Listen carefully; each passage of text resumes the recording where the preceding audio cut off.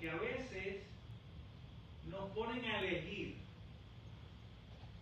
entre la fe y la razón. Pero ¿por qué tenemos que elegir entre la fe y la razón? Vamos a reflexionar un poco qué nos dice la palabra, qué nos revela Cristo sobre la fe y la razón. Hace bastantes años, cuando empezábamos en el seminario, hubo un señor que se hizo muy popular entre todos nosotros y en todas las iglesias. Este autor se llama Josh McDowell, y él escribió 2 libros y otros, pero básicamente estos 2 libros, los títulos me llamaron mucho la atención. Uno, que era como el compendio del cual se derivaban todos los demás, se titulaba Evidencia que demanda un veredicto. Y trataba de razonar la fe, trataba de explicar por qué nosotros no solo tenemos que creer en una fe ciega, sino que nosotros también podemos encontrar en la revelación escrita argumentos, razones que nos permitan defender nuestra creencia, nuestra fe en Jesucristo. Pero había un segundo libro, y que para mí sonaba muy despertador, que decía: no dejes tu cerebro en la puerta. Porque para algunas personas, en un momento en mi país, donde se enseñó constantemente en la educación, y yo fui objeto de esa enseñanza, se nos enseñó que Dios no existía, que eso era de gente indocumentada, de gente analfabeta, que era una superstición. Constantemente se nos educó en el ateísmo, en el marxismo-leninismo, se nos enseñó el materialismo dialéctico, se nos habló desde el presupuesto de que Dios no existe. Y se contraponía la ciencia y los últimos descubrimientos a la fe cristiana. Fe y razón. Pero ya mucho antes, en el siglo XIII, hubo alguien muy importante en la teología católica que se llamaba Santo Tomás de Aquino, que habló precisamente de este tema, la fe y la razón. Quizás para los jóvenes el libro de McDowell sea muy importante porque era una especie de responder, una especie de apología, de defender los fundamentos de la fe cristiana. Porque a veces mucha gente en los contextos juveniles, sobre todo en las universidades, puede cuestionar si realmente hay razón o hay alguna evidencia empírica de que Dios existe. Demuéstrame la existencia de Dios. Demuéstrame que Dios es real, que no es un mito. Demuéstrame que los milagros pueden suceder. Recuerden este título del libro: no dejes tu cerebro en la puerta. No lo dejes. Cuando entramos aquí a adorar a Dios, no venimos con una fe ciega. Venimos con una fe que nos ha sido revelada. Es el propio Dios el que se ha dado a conocer. ¿A través de qué? A través, en primer lugar, de la creación. Por eso los salmistas decían: cuando veo el cielo y las estrellas y contemplo, digo, que es el hombre para que tenga de él memoria. Ya desde antaño las personas se preguntaron: ¿quién es Dios?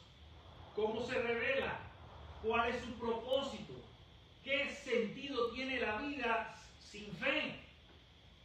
¿Qué beneficio me trae a mí el hecho de creer en la existencia de un Dios creador del cielo y de la tierra?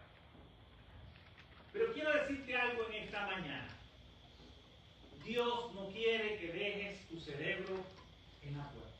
¿Amén? Nunca ha sido la intención de Dios. Dios no le tiene temor a las preguntas del conocimiento humano. Dios no le tiene temor a la ciencia, ni al razonamiento, ni a la lógica. Porque Dios es el creador de la mente humana. Partamos de eso. Dios ha creado y ha diseñado un cuerpo humano con un cerebro que nos permite razonar, que nos permite cuestionar. ¿Se puede llegar a conocer a Dios a través del razonamiento? Sí. Tenemos el campo de la filosofía y existen dos grupos bien delimitados. La filosofía materialista y la filosofía idealista. Ahora, ¿qué nos dice la palabra? Vamos a buscar ejemplos concretos donde Dios nos invita a reflexionar, donde Dios no esquiva las preguntas difíciles, donde Dios permite que la fe se nutra del conocimiento. Hay muchos pasajes que nosotros podemos encontrar. ¿Se acuerdan de la historia de Tomás? Tomás ha pasado, le han puesto una etiqueta de incrédulo. Pero nadie lee cómo termina Tomás cuando se le aparece por segunda vez Jesús resucitado. Porque aunque Tomás en principio dice, si no veo las marcas en sus manos, su costado traspasado, no creo. ¿Qué era lo que realmente estaba demandando Tomás, sino evidencia palpable de la resurrección de Cristo? Necesitaba más tiempo para creer. Muchas personas no creemos con facilidad, somos más duros de corazón, estamos más influidos en el racionalismo, en el cientificismo, que todo trata de buscar causas y efectos a todo lo que sucede. Entonces Tomás era una de esas personas. Necesitaba más tiempo que los demás discípulos. Necesitaba comprobar por sí mismo que era real, que Jesús había resucitado, que no era un mito. Al final, Tomás se convence y dice, Señor mío y Dios mío. Ese es el primer ejemplo que quiero hablar. Pero también en Hechos, capítulo 17, quiero que busque ahí en sus palabras. Fíjense lo que pasa con los hermanos de Berea. Es interesante porque Pablo allí llega como misionero, con autoridad apostólica, a predicar la palabra de Dios. Dice, inmediatamente los hermanos enviaron de noche a Pablo y a Silas hasta Berea. Y ellos, habiendo llegado, entraron en la sinagoga de los judíos.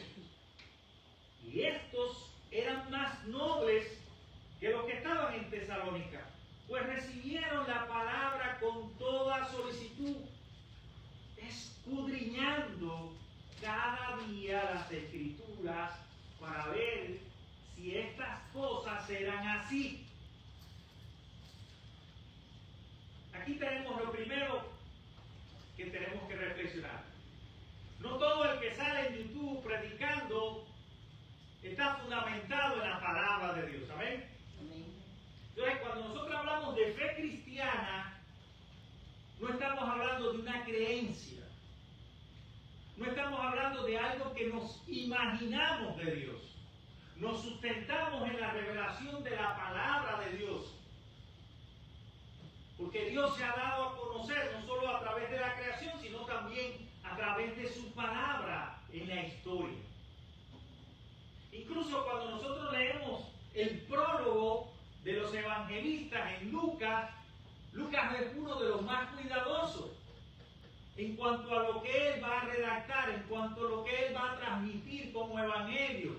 Dice, habiendo investigado diligentemente y sabiendo que todas estas cosas son ciertísimas, o sea, un periodo de tiempo que se gastó Lucas para averiguar bien qué había sucedido con Jesús. ¿Quién era este Jesús?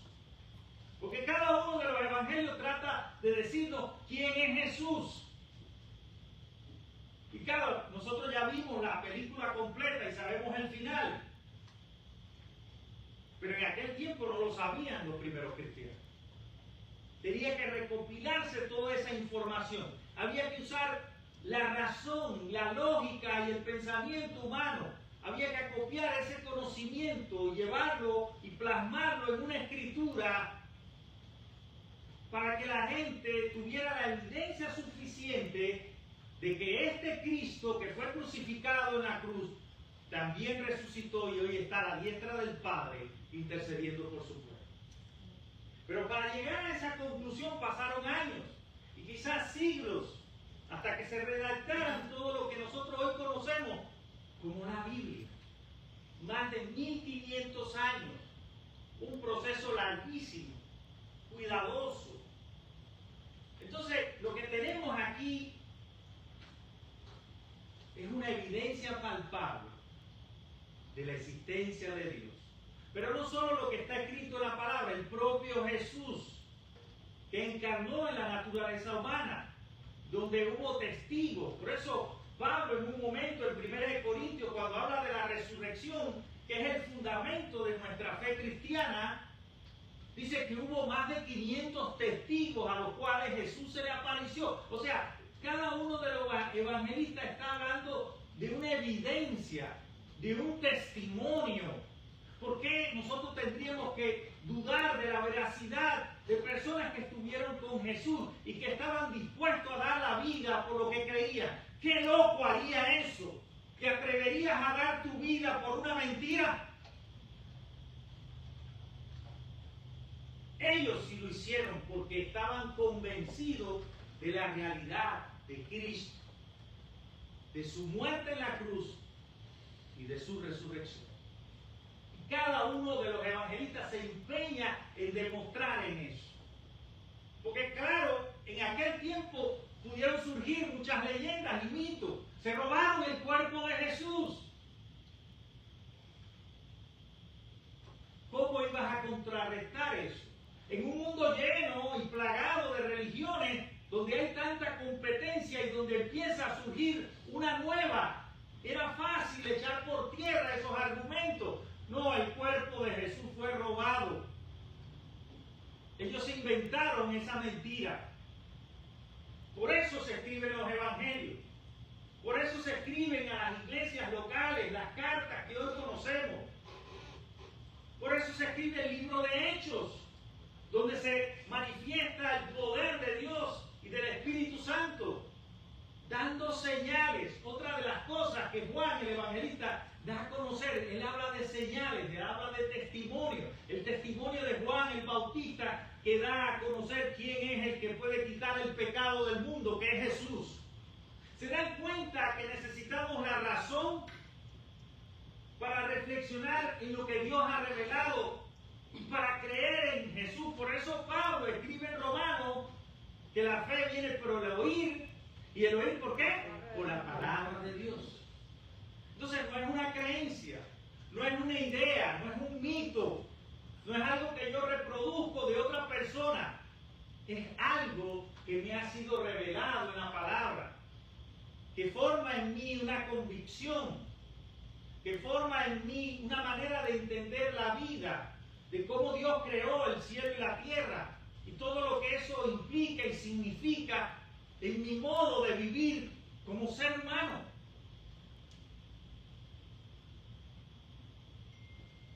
Sin embargo, no siempre en el testimonio bíblico las personas, y esta es la otra cara, razonaron y entendieron o investigaron o examinaron para llegar a una convicción profunda de la existencia y el poder de Dios. Hubo personas que creyeron con más facilidad, como Abraham. ¿Qué nos dice Hebreos 11? Hebreos 11:8. Miren lo que nos dice la palabra. Por la fe, Abraham, siendo llamado, obedeció para salir al lugar que había de recibir como herencia, y salió sin saber a dónde iba. Aquí tienes otro ejemplo diferente. No es Tomás, que necesita evidencia, que necesita más tiempo. No son los bereanos, que necesitan escudriñar y saber si lo que Pablo está predicando es verdad.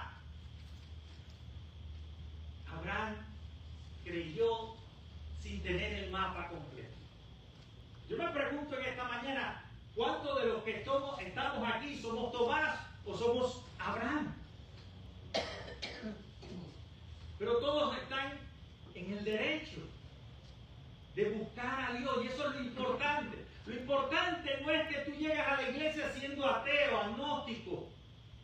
Lo importante es que en medio de esas preguntas sobre Dios, sobre su naturaleza y su modo de obrar, tú lo sigas buscando.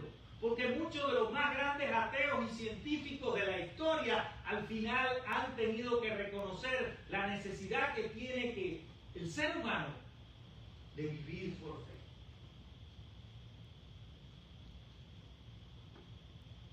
Entonces llegamos al punto de lo que dice el Evangelio de Juan en el capítulo 20, que todas estas cosas se han escrito, ¿para qué? Para que nos convirtamos en teólogos, para que nos llenemos de orgullo con el saber bíblico, para que nosotros seamos los más grandes filósofos demostrando ante el mundo incrédulo la existencia de Dios. No, para que creamos que Jesucristo es el Señor. Amén. Amén. Todo esto, por lo cual tantas personas dedicaron tantos siglos, se ha escrito para conocer la persona de Jesús.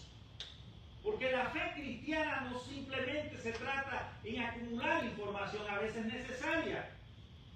A veces la necesitamos, la evidencia la necesitamos, el testimonio lo necesitamos. Pero no basta con eso. La fe es confianza. ¿Qué dice Hebreos 11? ¿Qué dice que lo leíamos hoy? ¿Qué es la fe? La certeza de lo que se espera. La convicción de lo que no se ve. Y dicho así, de momento me asusta. ¿Cómo yo puedo creer en algo que no veo? Que no me lo puedo representar en mi mente. Pero hay algo más profundo ahí. Hay algo más profundo que tiene que ver con esa convicción que a través de los años va produciendo en mí una transformación y un encuentro con la persona de Jesús. Es esa convicción que yo no necesito conocer todo el mapa de Dios para dar el primer paso de fe. No necesito conocer todo el camino, porque ya conozco quién es el que va delante de mí. Entonces la fe tiene que ver con confianza en quién tú has puesto tu esperanza. La fe tiene que ver con alguien que se rinde, aquel que lo ha entregado todo en la cruz del Calvario, que te ha amado sin merecerlo, que ha estado contigo en los momentos más difíciles y que se ha revelado de muchas maneras en la palabra de Dios, y que cada uno de sus testimonios y cada una de esas escrituras apunta a un final feliz, a una esperanza eterna con Dios.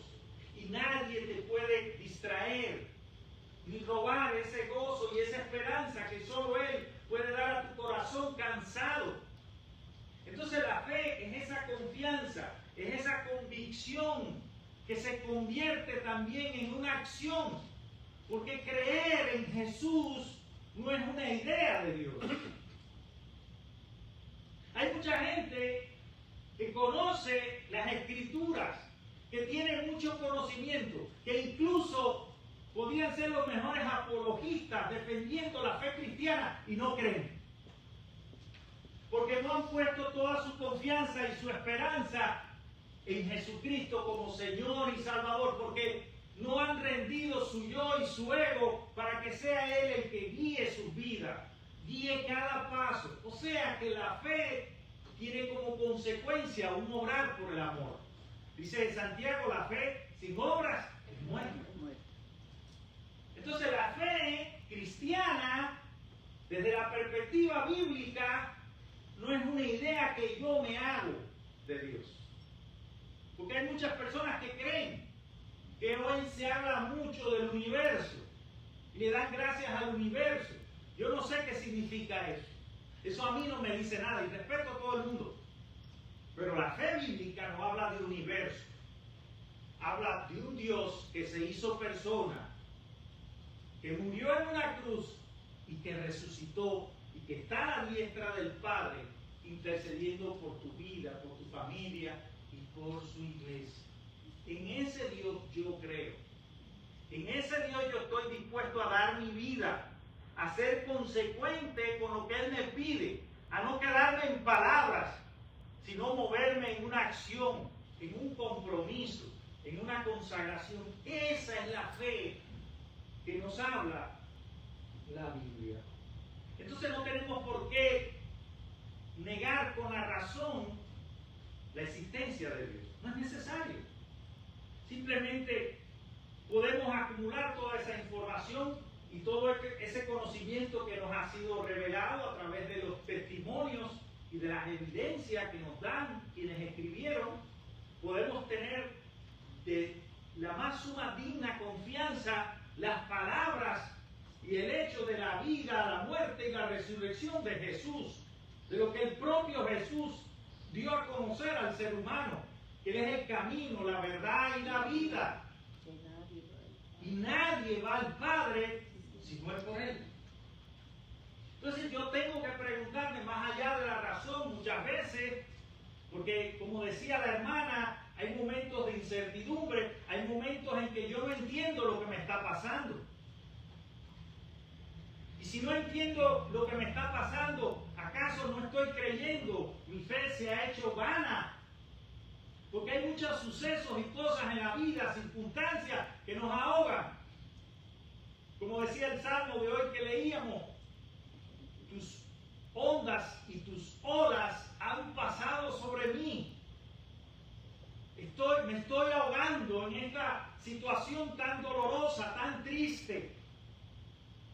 Pero de mañana tu misericordia estará conmigo. Amén.